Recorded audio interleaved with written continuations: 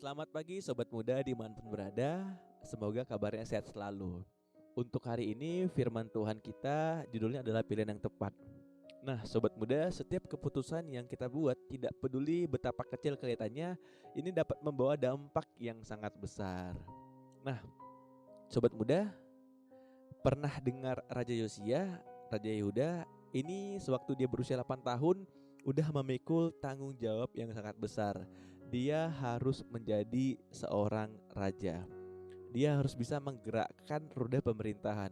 Bayangin Sobat Muda, kita usia 8 tahun mungkin kita masih main-main ya. Ada yang main kelereng, ada yang main peta umpet, tidak memikirkan ribetnya hidup.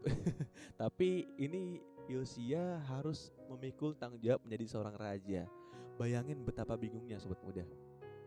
Nah, di tengah kebingungannya, ia memilih untuk mencari seorang teladan yang dapat menjadikan sosok contoh untuk dia bisa menjalankan roda pemerintahan. Lalu dia melihat-lihat catatan tentang keluarganya. Dia melihat ada namanya Raja Amon. Ini adalah papanya sendiri. Nah, dia berpikir, wah ternyata ini bukan pilihan yang tepat. Kenapa? Karena faktanya Raja Amon mati dibunuh pegawai-pegawainya. Dan tentang dirinya ditulis, ia melakukan apa yang jahat di mata Tuhan. Wah, tentu dong Yosia tidak mau salah langkah, apalagi dia harus melakukan tindakan yang melanggar perintah Tuhan. Lalu dia coba melihat-lihat lagi. Dia menemukan kakeknya namanya Manasye, dan ia berkesimpulan ini ternyata pilihan yang sangat-sangat buruk. Tidak lebih baik daripada Amon. Kenapa? Karena ternyata bersama dengan Amon, kakeknya tercatat dia pernah bikin patung, lalu patung itu disembah. Dan yang lebih parah lagi, bahkan dia pernah mempersembahkan paman Yosia sebagai korban dalam api. Wah, sangat mengerikan ya Sobat Muda kalau kita meneladani orang yang salah. Lalu dalam keadaan yang hampir putus asa, Yosia terus membolak-balik catatan keluarganya sampai akhirnya dia menemukan Daud. Wah, ternyata Daud ini adalah sosok orang yang sangat tepat untuk dijadikan panutan. Kenapa? Karena Daud tercatat tidak pernah menyimpang ke kanan atau ke kiri.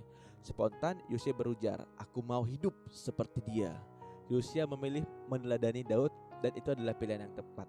Nah, Sobat Muda, di usia kita yang sekarang, kalau tadi Yosia di usia 8 tahun memilih pilihan yang tepat, di usia kita yang sekarang mungkin Sobat Muda beragam.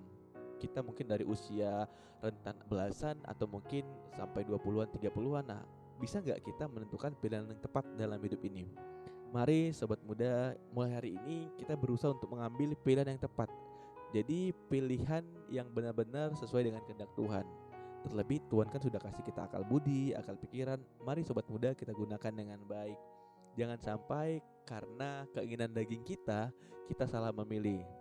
Ini juga sama Sobat Muda seperti cerita dua orang sahabat, Ali dan Daniel.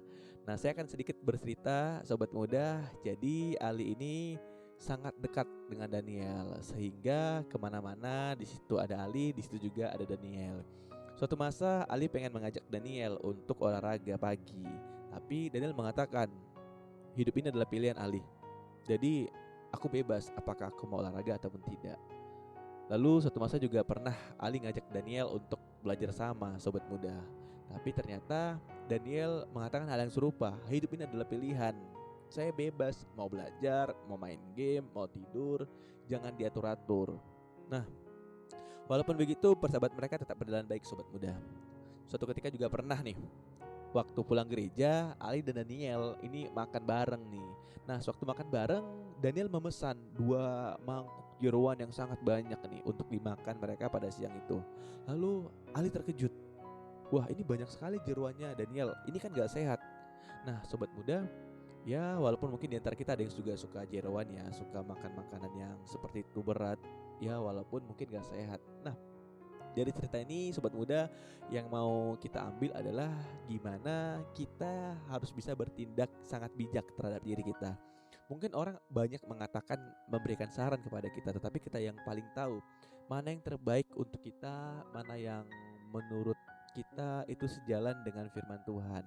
Jadi baik buruk bukan tentang diri kita, bukan tentang kedagingan kita Sobat Muda, tetapi tentang bagaimana kita bisa hidup sesuai dengan kehendak Tuhan. Itu firman Tuhan pada hari Minggu ini, pada hari ini sobat muda. Selamat beraktivitas.